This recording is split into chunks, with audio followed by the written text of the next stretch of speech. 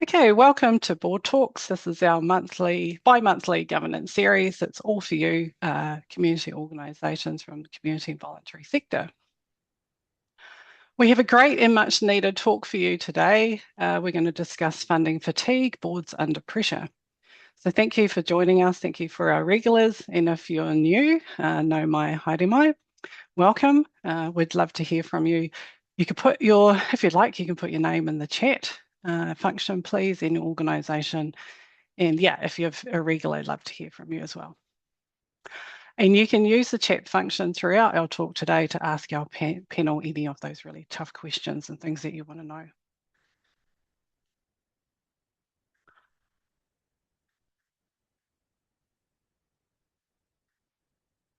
Okay, so I'm just going to set the scene a bit. Government and funders, our philanthropics, often set their own priorities. It can be shaped by policy cycles and or national strategies.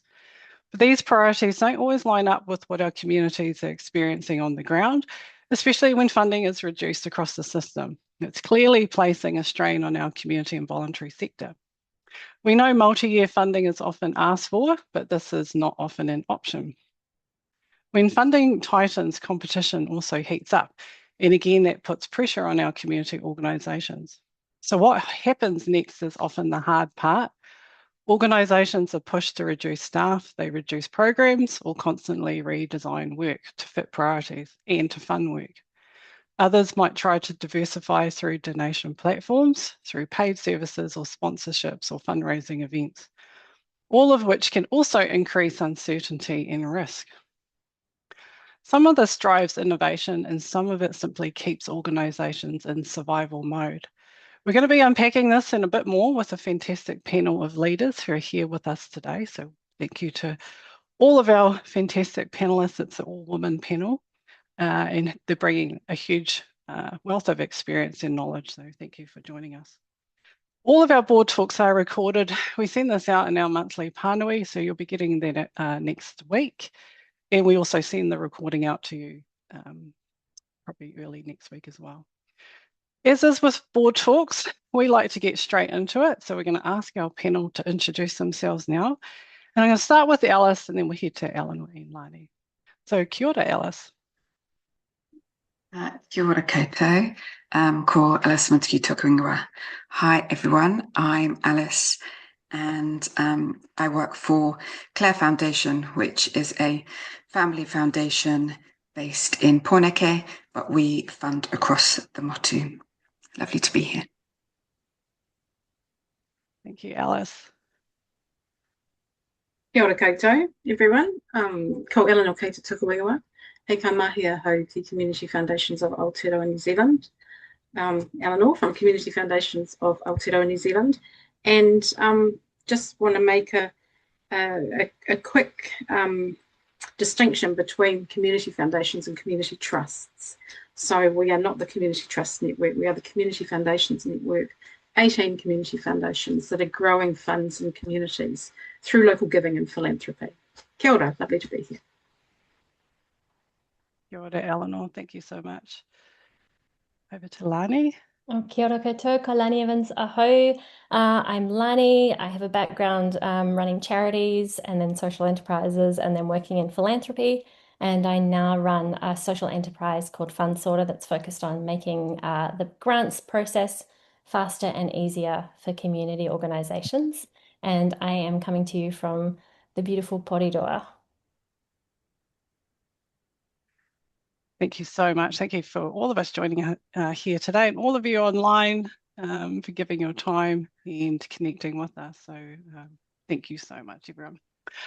Yeah, so this one has been a real tough one. We've had a tough few years, and I just want to, with the background that we have here today, which is in that funder and community foundations, philanthropics, I want to pose a question to you first up. So given the level of oversubscription that funders are reporting, we know that's a fact.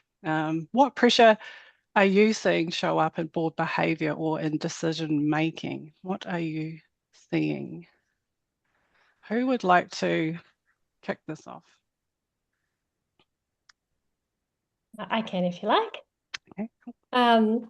So I, as well as doing work in the philanthropic space, I also sit on 3 boards, 2 national organisations and 1 very local community development organisation. So I'm seeing this in our work, but I'm also experiencing it myself.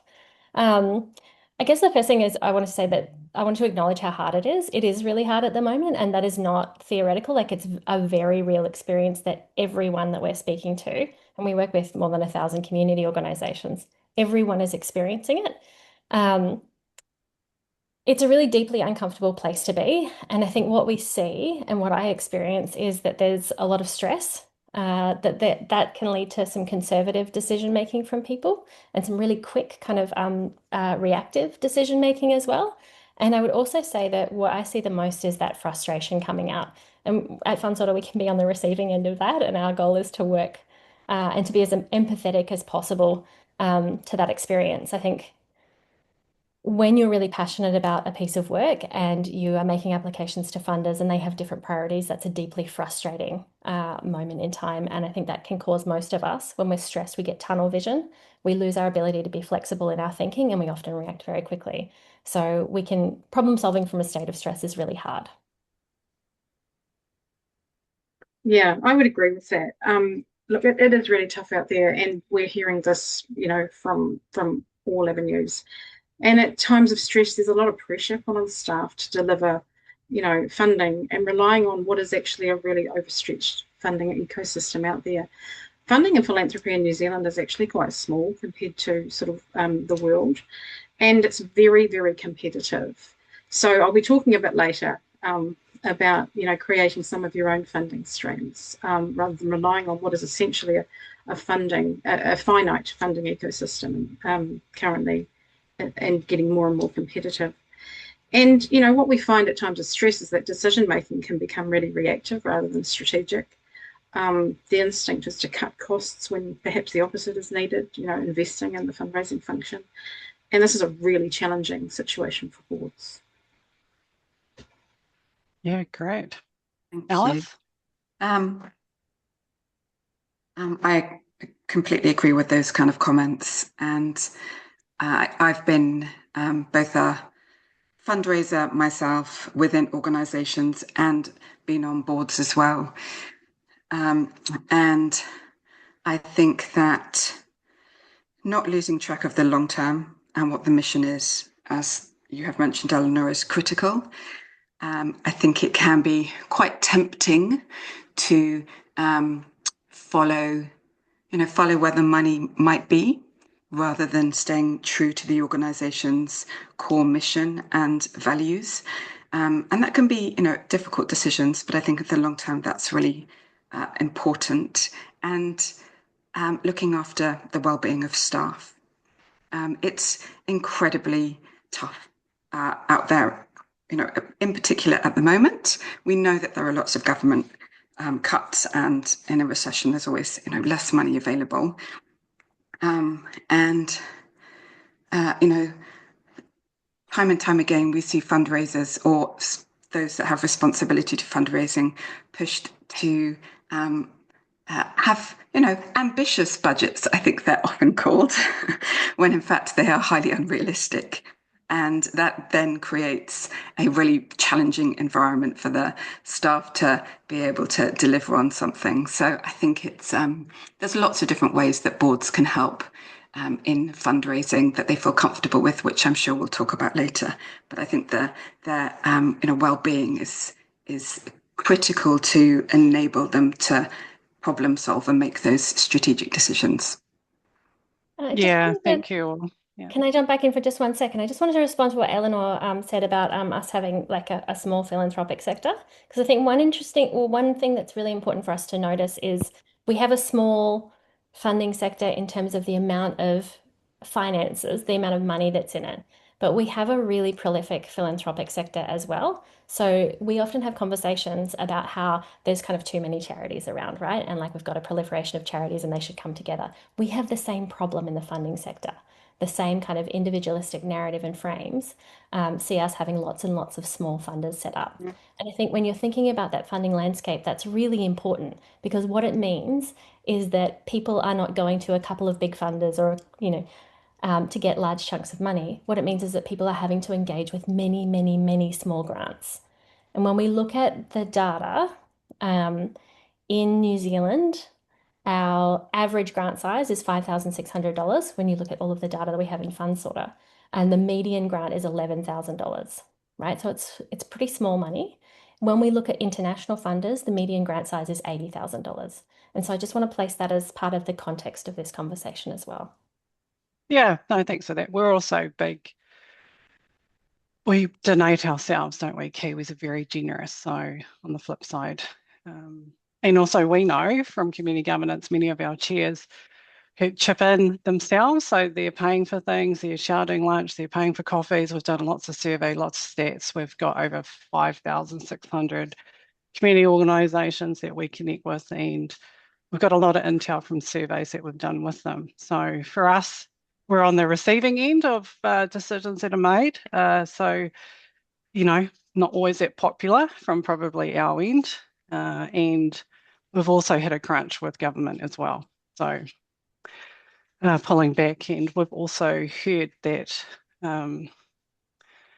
things that work for our community organisations like multi-year funding, that kind of thing is not being seen, even though it's been asked for continually, which is, like you said, Alice, is, you know, that's because we want to hold on to our staff. We often have part-time workers or contracting roles, and that's a real shame for us because we're such a significant sector, but we're really not keeping or holding our talent. So something that we've been really strongly advocating for.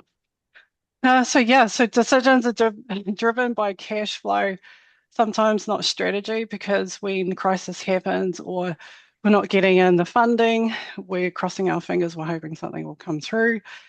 It's difficult when you're kind of like hoping and waiting, and then there's kind of a pause and a holding. And sometimes we're not having board meetings for quite some time. It could be several months that go. Yes, it's a very difficult kind of pattern for us. And bearing in mind, many of us are volunteers on boards as well. So just thinking about some of those early kind of warning signals, like funders, what are you looking at in the books or the staff turnover? Like, what do you kind of think about when you're getting a new application in or for funding? And what does it kind of tell you when you're having a look at it? Do you think there's something more going on? Or, I mean, equally, how much of a relationship or do you ask of what's the board composition, what's the kind of skill set as well, or are you just looking at the management finances? So yeah, I would just want to see if from those of you in that who are giving out money or your past experience in this space, you can give some insights. I can start with that. I've been on a few funding committees. I'm still on two. And, you know, for us, when we look at funding applications, it's what often stands out is if the organisation has developed a range of sustainable income streams, and you've got, you know, some surety that they're not simply relying on this particular grant to continue. And that, you know, that's a really tough thing because it's a bit of a chicken and egg situation sometimes.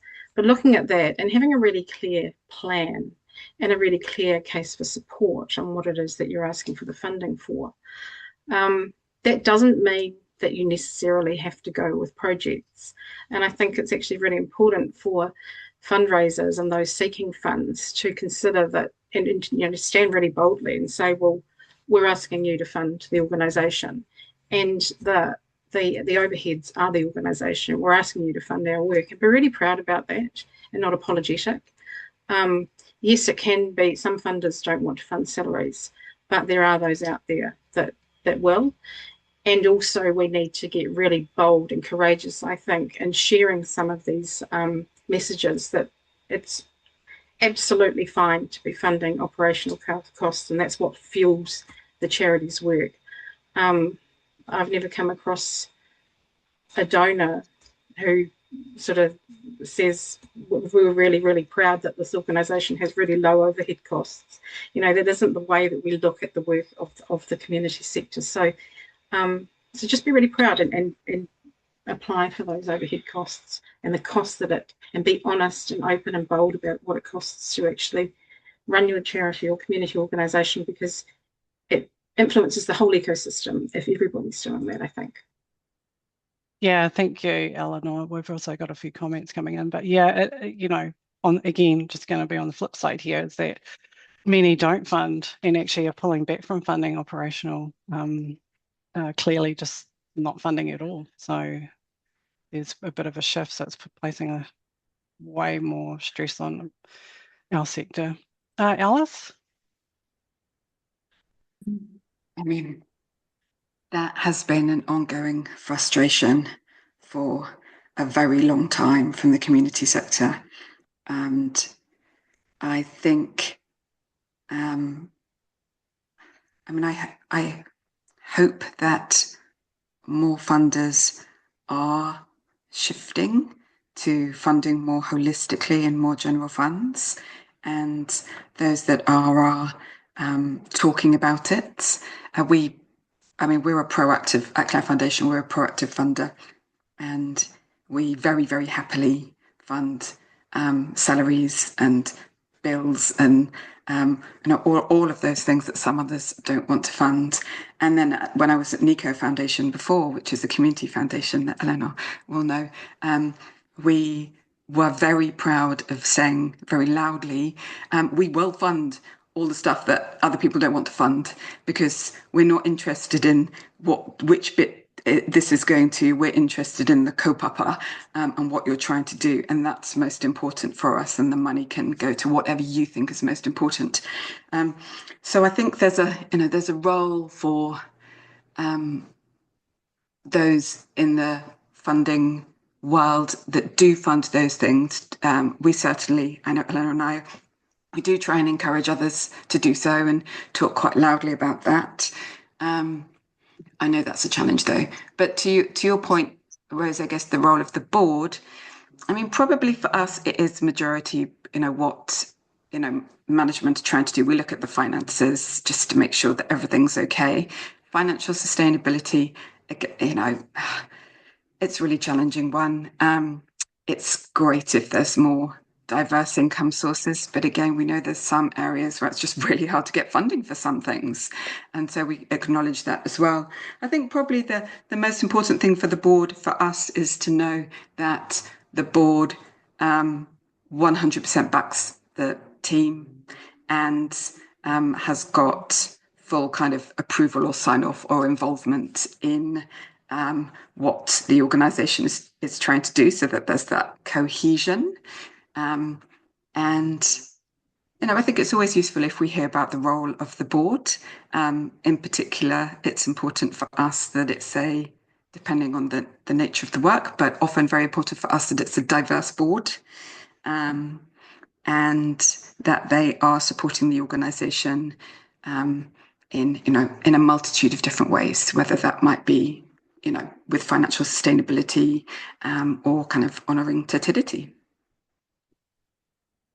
Well, I think many people are going to be taking note of the Clare Foundation, Alice, because with funding so widely, I'd be like, everyone take notes, because there's a notable reduction in actually funding staff costs, and it's getting much harder to do that. And again, forever and a day, our community organisations run on part-time, volunteer, contracted roles. It's very difficult because funding and all the other things that you have to pay for, it's just not sustainable. And when our funding cycles are on 6 months, 8 months, a year, 12 months, very difficult to give certainty for staff. And that's generally, as we all know, some of our highest overheads and costs. So yeah, thank you for that. Lani, did you want to contribute there? Or? Yeah, I think just really quickly, I wanted to agree with what you said, Alice, around the looking at the diversity of the board. I would say in previous roles, it's been really important as a funder that the board reflects the lived experience of the work that the organisation is doing, and I think that continues to be more and more important. I don't think that idea that funders are becoming more holistic or thinking more about the organisation's total cost, that is not a reality. There are a small number of progressive, mostly family foundations who are working in that way. But it is the exception rather than the rule. Certainly with our work, we see all of the funders, contestable funders in New Zealand, there is not a positive trend, unfortunately, around funding staff costs and funding operational costs. Yeah, I'll just jump in there to talk a bit about community foundations, and Alice did mention it when she was talking earlier. Community foundations are generally pretty proud to champion funding general operating costs. So, and you know, a lot of them are really quite loud about that. So have a look at your local community foundation and see. Some of them are quite small, so they don't have a lot of funding, but they are growing significantly. And they are places you can go and talk to about general operating costs. No, that was good plug for community foundations, Eleanor. So go you. I also should say I'm on community trust. I'm a trustee. Go us as well. Okay, yeah, it's just something that kind of Lani touched on a little bit earlier too, which is a little bit about this competition. So when funding is highly contestable and there's many of us possibly in very similar kaupapa. So we might be in sports, culture, arts, environment, whatever. It means that, and say we are looking at regional funders, so we might all know who's who within our little ecosystem of grants available. When is it kind of turning into a bit of competition between ourselves, like charity services? We all love what we do, and we're all very passionate, and we all know that ours is the best little organisation. So how do we kind of build some collaboration here ourselves, or equally, do you as funders across systems kind of see some good examples of how to support this to happen? So do you ever go out and say, no, this organisation, do you want to collaborate, partner? Because some of these things that are funded are replicated within the organisation, that's for sure. So who's kind of leadership, ownership? Ourselves, funders, you guys, like what's kind of thoughts or any examples you've come across would be good as well. My view is it has to come from both sides. I think our current landscape is incredibly competitive, right? The majority of funding is through contestable grants. And what that does is, one, and somebody's mentioned this in the comments, it increases the workload for organisations. So there's constant applications to really small amounts of funding that have to be jigsaw puzzled together. And that creates a lot of risk aversion. People can't plan for the future. It stifles innovation as well, and it creates an uneven playing field where the organisations who are already well resourced can engage with those processes much better than the smaller organisations who are not well resourced. But I do think that its fundamental challenge is that it reduces collaboration. And there's lots of great examples of that in practice. When I was running Te Rauroto, we had a youth work hui for all of the people working in the youth space in Invercargill. And a person at one table was talking about how their youth transitions housing was full and they had 3 young people on their wait list. And a person at the table next door leaned over and was like, oh, we've got spare beds. And those 2 people had never spoken to each other, even though they live in a town of 50,000 people in the same area of practice. And I think that our funding mechanisms have created that. They've created those silos. They've made it so that we're competing against each other for the survival of our organisations rather than looking at like, what does our community need? People are still doing that, but I do think that funding really emphasises that. And I think boards have a role in trying to disrupt that, in trying to give staff and their operations team permission to engage with others and really an emphasis on that collaborative focus. Yeah, great. Thank you, Lani. I mean, I remember when we had our Tuakana Taina program, Community Governance, it's a chairs mentoring program. So we had 25 chairs from around New Zealand in the room, and I asked them who had recent funding. So it was really interesting. I had a room of 25 and a new government in place. This was a little while ago, but at least there was a clear divide. Those that were the priority of the government of the day were clearly highly funded. They're all meeting those priority capability settings as per what the government wanted. Everyone else didn't have funding. and we're barely keeping the lights on. Some of those chairs were actually telling us that they had so much money they didn't know what to do, and the other side of the room of our chairs was saying, give it over to us because we don't have money. It just shows you a real clear inequality set by changing governments. And, we've got an election coming up this year that's going to put some, again, when governments set priorities. So it's not always reflective of what's happening here on grassroots community organisations. And that is the challenge because we are still on this hard receiving end of priority settings. Equally, community trust foundations, little, local grants, funders, they do a fantastic job. But again, the settings probably need to be a little bit more realistic to fill the gaps for when government changes, priority shifts, because these organisations are still doing a great amount of work. So I just want to kind of go into the uncertainty again of funding. Like, what should boards be clear about first? Like, if you've got a good reputation relationship with that organisation, how are you knowing that things are getting tough? Because no one wants to share that things are tightening and that things aren't looking too good. So how are you kind of digging into conversations that need to be had? Do you advise, like, are you looking at money that's kept in reserve, or how much risk there is? So got some practical examples of just what's looking at funding an organisation, one that you've got a relationship with, but also knowing that they might not be able to keep the lights on and not fitting your priorities. Obviously, it's a very, very difficult conversation, but what's some of your experiences that or difficult ones you've had to have?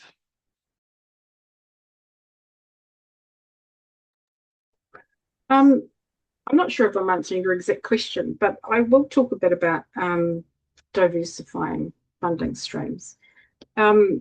So responsible governance in the environment where funding is really challenging means we believe diversifying away from contestable funding over time and having a look at your reserves, your bequests and potential, for managing an endowment fund or a professionally managed endowment fund to create some sustainable income streams for your charity. So a lot of charities and community groups don't know how to go about doing this. And, it might seem that I'm plugging community foundations, but this is essentially what we do. We manage community endowments and pull them under one structure.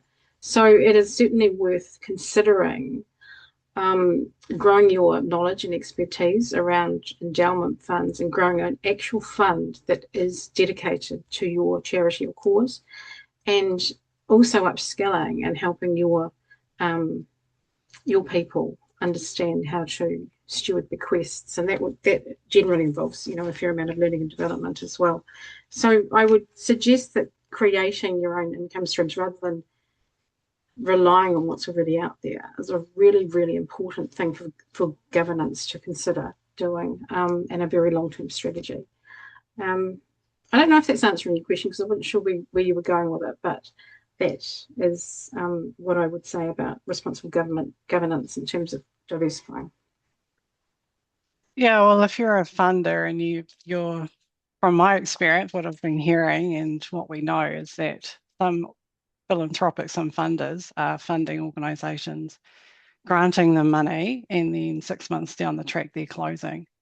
So someone's not really doing a good job if that's happening. And then I also know that organisations are asking for retrospective funding. So they're in debt. They've been operating without, they've been hedging their bets essentially. So these are real life examples, but coming from funders that keep funding organisations. So yeah, knowing that funders know that there's oversupply in applications in the system, what kind of conversations or is it happening in the philanthropic sector? Or yeah, because those are clear examples of not really understanding the full picture.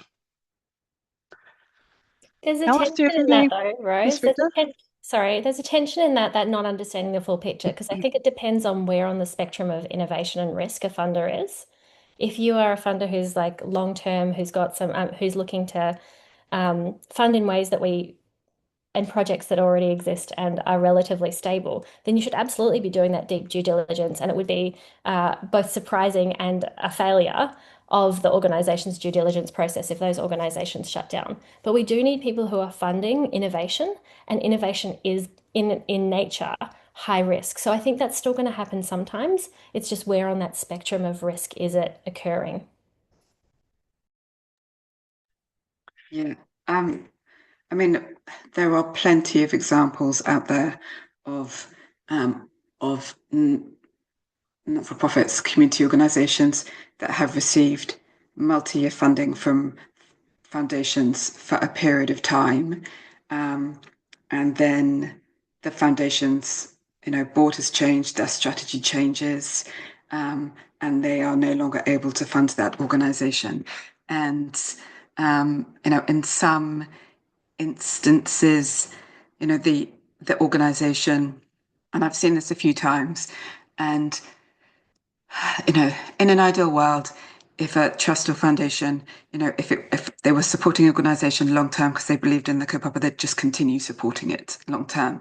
But often strategies change, and I've seen quite a few instances where the community organisation has been told that that funding is for 3 years, and is still crossing its fingers that it's going to be extended past that when they've been told that's very unlikely. And it's really hard in those situations because as a community organisation, if someone has funded you for 3 years, you hope that you're going to be able to show them all the amazing things that you've achieved, build a really strong relationship, and then that funding will continue. And I think that that's probably the hope of most fundraisers out there that are working in those kind of spaces where there's a relationship and it's multi-year funding. And I think that obviously in an ideal world, trusts and foundations would fund long term, and I think that there needs to be more responsibility on the funder to be honest and transparent and have those conversations about how they can help. Because there's no ideal scenario. You see funders giving a certain amount for multi-year, and then they kind of, drop it in the final years as a way of, just suppose theoretically allowing that community organisation to have time to find other funding. But there is a limited amount of funds out there, and trusts and foundations are going to be continually changing their strategies of what they believe are their priorities every 5 or 10 years. And there's no perfect answer to that, I think, apart from just a real honesty and transparency around those kind of funding relationships and what's possible and what isn't possible. It's also advocating to funders to change their behavior, though, right? It's also like 100%. if the problem still exists and the organization is addressing that problem well, then why is this the culture, the dominant narrative for funders that they have an obligation to therefore change over, that somehow that's part of them being good funders? I don't believe it is. No, it's not. Yeah, we have to put some responsibility back in the philanthropic sector. I think so, Lani. And I know that, the funders are all, not all of the funders, there are some great, programs that are run by Philanthropy New Zealand, Funding Fundamentals. There's a new one coming out, which is about best practice grant making and philanthropy, which is available for all trusts and foundations across the motu, and that's incredibly useful, I think, because it talks about what is best practice, and why do we not fund things that are retrospective? Like who said that was a thing? So I think that there are lots of conversations happening in philanthropy about best practice, and what good looks like and how we could change things. Maybe not lots of conversations, Lani, but there are conversations happening. Rose, when you mentioned that you're on a community trust, lots of these smaller, I want the community trusts and lots of the other trusts, local trusts, have boards that are appointed every couple of years. And so those that are sitting on the fundraising side or the smaller community organisation side, I think that there's a real challenge to all of us would be apply. Let's get everybody on those smaller trusts so that we can disrupt from inside. That's how it will change. To your point about collaboration, funders always like the idea that, and government always likes the idea that organisations are collaborating and working more efficiently, and therefore, overhead costs are lower, all of those kind of things. Not all of them will fund that, though. We do, but again, we're kind of a little bit more unusual, and about 30% of our funding is going to collaborations, collectives, networks, groups, lots that are quite loose, to be able to allow people within communities or working on a similar co-op to be able to come together and share and learn. But again, I think that is probably something that funders are still trying to get their heads around. Yeah, because again, sitting at that philanthropic level and funders, and equally myself being on community trust board, it is tough because you see so many great organisations doing such great work. But then again, it's also some of these organisations, the philanthropics, they've got time to create, and they've got money for capability building, for upskilling their staff, for attending conferences. Like, the reality down here is not that. There's no training, there's no budget. We get asked all the time to provide funding for our Certified Community Directors course discounts. We give those out. We give as much information as we can. That is free and accessible, but the challenge here is, when government systems are well resourced and it's not equal from community organisations. So, lifting up our capability to engage in good. Not just be on the receiving end is what we're all saying. So we all sound like we're very passionate and want things to change, and all on the receiving end of when people don't get funding as well. But I think, Eleanor, would you like to contribute on that one? Or? Well, actually, I was just going to pick up on something I've read in the chat from Jennifer Belmont at 45 South Community Foundation. Can I just verbalise that? Around, not setting up new charities and communities, and actually going to the local community foundation to find out who might already be working in this area and can you contribute to that. And aside to that, also thinking about, rather than starting a new trust, starting a fund within a local community foundation rather than starting a whole new trust that needs a whole governance board and compliance and everything else that goes with it. Instead of having trusts, lots and lots of different individual pockets of money in communities, we can actually pull these organisations or these trust funds into the structure of the local community foundation to be managed and pulled and to go out for the purposes that it was established for. So, we need to probably start thinking in communities more about having a more central structure and people working to that. And that's what the local community foundation is available to do. Thank you, Jennifer. I get. I know the community foundation structure, and I think it's a great one.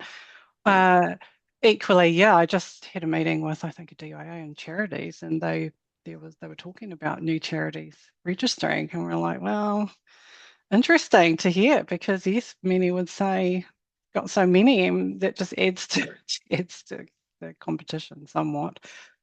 But there are other structures. I mean, many of us will know there's umbrella structures as well. So coming under another organisation is different kind of things. I'm just going to move into some of the innovation and tools and platforms out there, which is probably up your avenue, Lani, around reducing pressure. So, new tools and platforms to use to help, whether we're using AI or we've got some probably data concerns around using kind of open source platforms. But are they creating new risks, opportunity? What's your kind of thoughts? Is it making it easier for us, or are they, the funders, philanthropics, are you guys making it easier on yourselves and we're just on the receiving end? So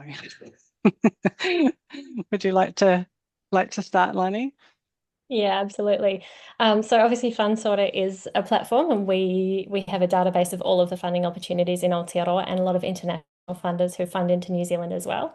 And we use algorithms and AI tools to both match organisations with the right funding opportunities and then draft the applications. That's not solving the big challenges of how the philanthropic system and grant making system in New Zealand is set up. But I think the reality is it's going to be a long time before we actually solve that big systems level picture. And so competitive funding processes aren't going to go away. And to some degree, maybe they shouldn't, not all of them. Like the Clare Foundation and what you're doing in terms of proactive funding is amazing. But also my local kindy sometimes needs like $4,000 for a shade sale, and they don't need a relationship with a funder to do that. So I think that tools like ours can make it a lot faster. It means that people aren't missing out on opportunities. They're not spending a lot of time on the administration of grants, and they can really streamline all of those processes. And I think AI in particular, when used well and with the right safety and governance in place, can be a huge efficiency saver and efficiency gains for community organisations in the space. So I'm a big fan of platforms. I'm a big fan of us not all doing exactly the same work. There are 3,000 funding opportunities in New Zealand. Nobody can hold all of that information in their heads. We need tools to help us do that. The other side of that, though, is data. We also need better data about the grant making sector and the community sector in New Zealand, because right now, a lot of the time, funders in particular, but also communities, are making decisions that I would describe as based on vibes. It's not based on robust data.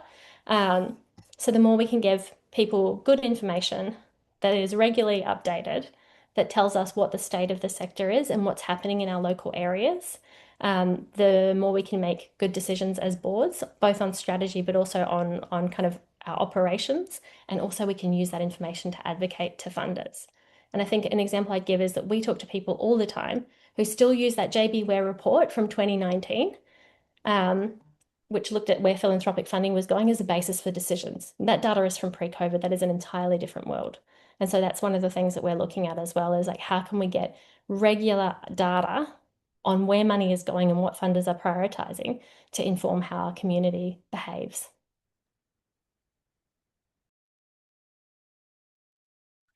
Anyone got some ideas or using tools and platforms that you see work? Yeah, there's some good, I think it was at Social Investment Agency doing some good data sources and stuff like that, not so much in the funding, but yeah, just around where the high needs are and demographics and that kind of thing. So it all kind of adds into the conversation. But Rose, if I can jump back in for 1 second, we were talking earlier about like the strategies of funders. The last report that we did, which was just for Canterbury, showed that like 50% of funds don't actually have a strategy, or their strategy is we'll fund anything that's charitable. And then when we look at the data, what that shows up as is about 27% of all of the grants actually go into sport. So I think there's also something about how do funders set their strategies that allow community organisations to actually know whether or not they're likely to be successful. Yeah, it's a good picture. Be interested to know how you, with the platform, is it a searching for grants or you're taking people's applications and information and using it, or how does it work? Because the charities are also some commentary about charity, with their annual reports, or the information is there, but we don't always get back a sector report, do we, on what's being funded? So No, and it doesn't exist right now. Like people know what they're doing in their communities, but there's no aggregate, there's no landscape level data at the moment, and that's something that we're looking to create over the next 12 months. I'd be interested to know from those online with us today, in our past board talks this year, we've had feedback that there's been more of a demand on our community organisations to respond. Lots more metrics, lots more stats being asked for, lots kind of that kind of thing. So if anyone's on here and they're seeing that and reporting and becoming more technical, please share. We'd love to know. But any other tools or thoughts, Alice? Shout out to Fundsorter. I think it's a great platform for community organisations to, reduce the amount of admin and time and stress when they're looking for suitable funders that would match up with them.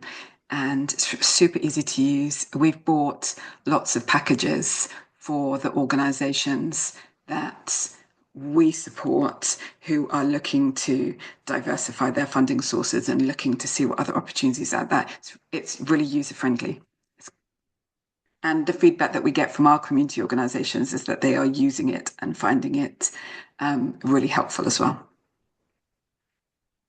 Thank you. Yeah, I think it is equally for boards having systems in place that makes it user-friendly, easy to operate, especially when there's so many different funding organisations out there, and then they all set different dates. Some are asking for a huge amount of financial information. Some are, it's just a wealth of overload in time, and someone doing those applications, becomes a real burden for communities to try and fund those roles, get those applications out, and then sometimes, you're not getting anything, so it's a huge demand on our time for not always the best outcome. Sometimes I like just sustaining that relationship with funders, having a coffee, having an outreach, connecting with the grants advisor that you're working with. So building trust and relationship is equally of value rather than, just kind of a free-for-all, go for it. If it's kind of locking in some of your key supporters, funders around, you can add quite a lot of really great value. So I can encourage our boards out there. I'm just going to turn to a bit of well-being for when we've been under pressure. We know many organisations have had to shut doors, close down organisations, community centres over the last few years. It's been super tough. So when things are under pressure, we're often having to meet more. We carry more of that burden on top of our work, family, volunteering, all those kind of things. All of our panel here, you've all been on boards, or you're serving on boards yourself, is equally in your CEO, founder roles. So can boards also look after ourselves when we're dealing with really short-term crisis to avoid burnout? And again, like kind of where we started from, we had the short-term, we might not have received the funding. We might be carrying a lot of overheads. We might be carrying a lot of staff. And we have to change very quickly. So what are some practical things to do when we're kind of in that really stressful period of time that you either have experienced or you'd like to share with others here today who maybe might be going through the same thing at the moment? Yeah, look, it is really, really tough when you get into that cycle. But there, some of the research out there, if you look across the world at what great fundraising organisations do in times of crisis, is that they invest in their fundraising function and expertise through difficult periods. They don't dial it back, and so that can be your first reaction is you're going to dial back what you're investing in terms of the fundraisers, in terms of the work that they're doing. But actually building that up is probably your best strategy, because that's where you're going to start diversifying your funding streams. So that, slashing infrastructure and overhead can accelerate that starvation cycle of not having enough resources to do your work. And I'd also say, it's really important for boards to lead from the front, because the research also tells us that walking the talk and leading from the front in fundraising or raising funds for your organisation is the single most important factor of raising your fundraising revenue. So, you know, our board members, particularly the chair, but also other board members, talking about how they are really proud to support the organisation themselves, considering a bequest and not just doing that, but actually being very proud to talk about it. We don't inherently do this in New Zealand very well, but we can start doing it. I'm really proud to be a trustee for this organisation. Let me tell you why, and that's why I'm leaving a bequest as an extremely powerful message for others to sort of follow your philanthropic leadership. And these are things that we need to start to normalise, I think, in New Zealand, to start to talk about our own giving, because we know research again tells us when we normalise giving, we encourage other people to do the same. And, you know, it snowballs. Everyone starts to be really proud of what they're actually doing in this space. So those would be some of the things I'd say boards really need to start considering to build a culture of philanthropy from the top. Philanthropy or giving and fundraising shouldn't be run by one or two people in your team. It's a whole organisation capability and responsibility. Yeah, nice. And I think following on from that, I completely agree with what you said there, Eleanor, unsurprisingly. And I think that often that there is a focus just on the money. Looking at the balance sheet and the cash flow projections and asking the questions about the money. And I think that there's also an important role that the board can play about thinking about the relationships and the not just within that organisation, but the relationships with their funders and or with their donors. I've got a few sad examples of where the board were focused on the money side of it, but weren't kind of thinking anymore about how they could help in just looking after those relationships with their donors or their or the other funders as well. And I think that that's kind of critical. Yes, and this also speaks to board recruitment, doesn't it? Loading boards with, conservative or technical expertise, when what you also need are proactive sort of networkers out there who can open doors to fundraising opportunities, and they can, have these conversations about supporting the organisation. If we don't do that, if we don't have diverse boards, then, that can create real long-term weakness in the organisation. So thinking about the skill set, who's on your board and who's really good at going out there and talking about the mission and connecting the spark of your organisation so that others get excited about what you're doing and want to jump on board and support this. These are really important factors, I think, for boards. Yeah, great. Thank you both. I agree. I also just, is probably fairly unpopular, but I also think it's really important for boards to give themselves permission to stop. We have a really strong culture, and I agree with everything that you said, Alice and Eleanor. Like, there's lots of strategies you can use, and it's okay to stop. We have a culture in New Zealand where it's seen as failure if things end. And actually, it's okay for some organizations to have a lifespan and a life cycle. And there is let's drive ourselves into the ground and our team into the ground to do like everything we can forever. And there's also a version where actually you can see what's happening. You don't have any more capacity in the system, and it's okay to stop.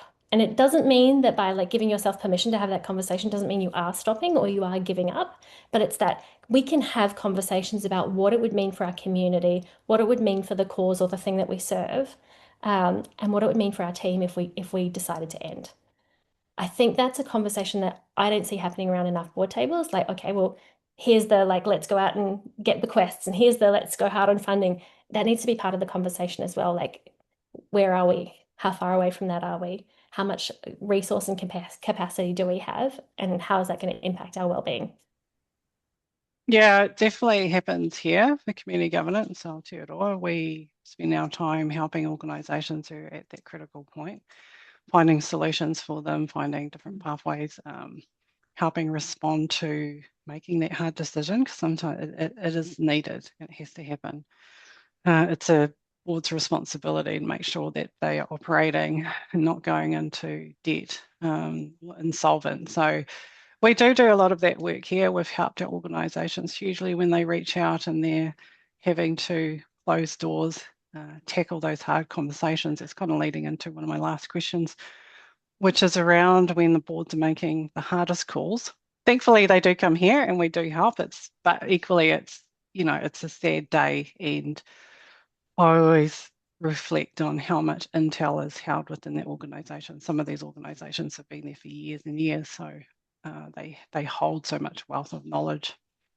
So it is a sad day, but what have you seen how to handle this? Because just as we kind of shared on this talk as well, sometimes the funders are stepping away, maybe not their responsibility, but equally, have you seen anything that a funder or a philanthropic has done to support that organisation through that time? Because it is difficult when we've got memberships, community services closing.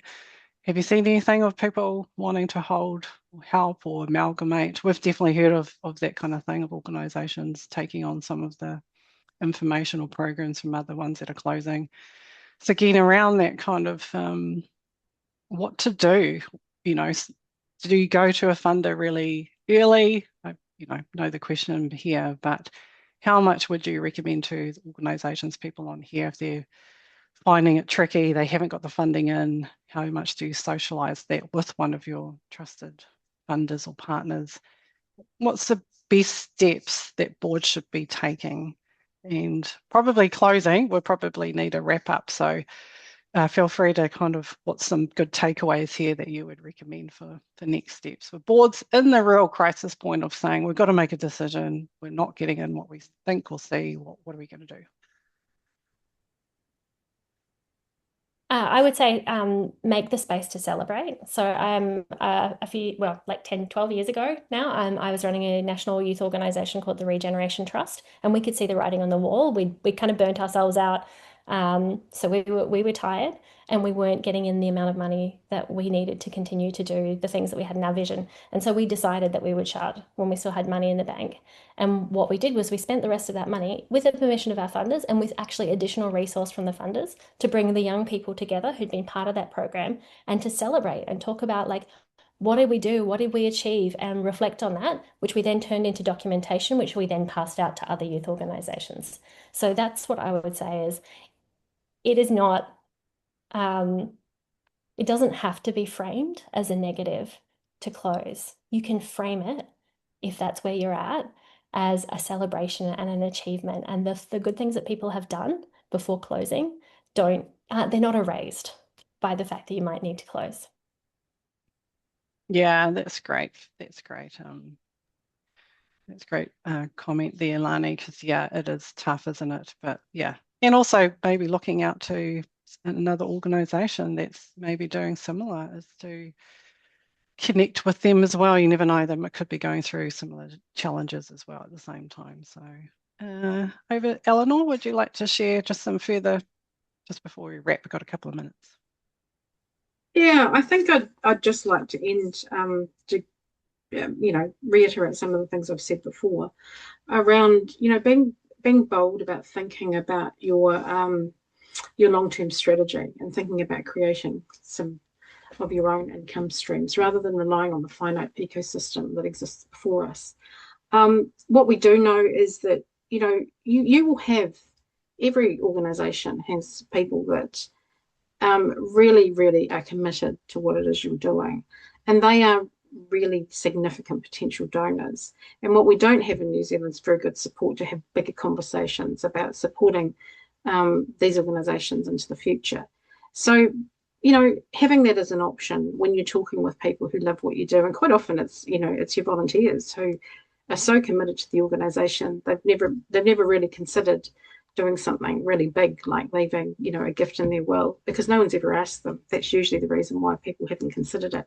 So thinking about having some of those bigger conversations and just putting it out there, planting seeds and watering them, and sharing stories about the work, the people that are supporting your organisation, and perhaps those who are considering a new gift in their will, because gifts and wills, and I do keep going back to that. I'm sorry, I do sound a bit like a broken record sometimes, but they are the big gifts. They tend to be far bigger than gifts that you will get, from living donors, and they can be change making, and you'll be surprised where they can come from. It's not necessarily for wealthy people. It can be for people with very humble means who have an asset at the end of their lives and they want to do something really significant. If they already have a really good relationship with your organisation, then that's a really significant opportunity for you.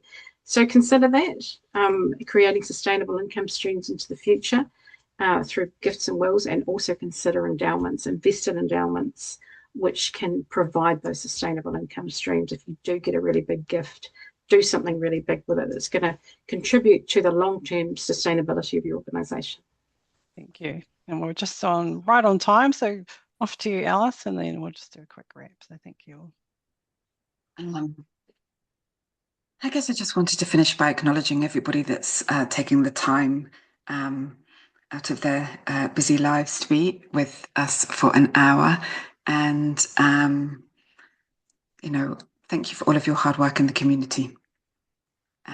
We truly appreciate it from our, and acknowledge our positions within the funding space.